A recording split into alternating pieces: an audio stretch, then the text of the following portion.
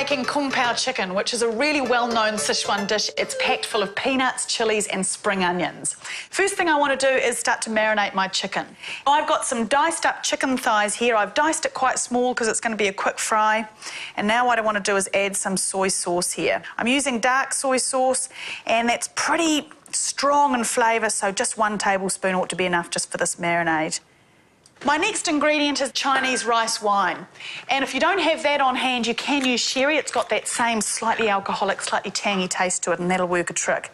But this Chinese rice wine, it's cheap as chips, so I recommend you get a bottle of that. Now I'm using some corn flour, or sometimes called cornstarch, and just a heaped teaspoon of this will do. It gives the food a beautiful glossy sheen, as well as giving the chicken, when it cooks, just a slight coating, which is great. Now all I need is a splash of oil, and that's my marinade. So it's a really simple marinade that's just got that rice wine vinegar, your soy sauce, the corn flour or cornstarch, and a splash of oil. That's it. Give that a quick stir, just to make sure that that chicken is nicely coated in all the flavours. And a little goes a long way with this marinade, so we're going to make a separate sauce for the actual dish, so don't worry, you don't want to drown the chicken out here. And now that just needs to sit for about 10 or 15 minutes, just as long as it takes you to prepare your vegetables. So I'll pop that in the fridge. And now I can get on with my chopping. It's really good when you're doing a quick, fast cook that everything is sort of a bit sorted before you start throwing things on the heat.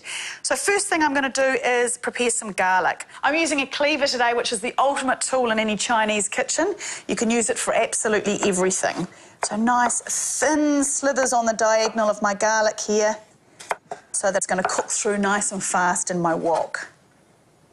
It's funny because I'm not usually as meticulous with the way that I chop vegetables, but with this particular cuisine, it's really lovely to be as accurate as you can.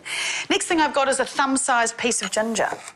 I'm using a teaspoon to peel my ginger with. It's a little bit blunter than a usual vegetable peeler, which means you don't waste any of the ginger because all it's capable of is taking the skin off.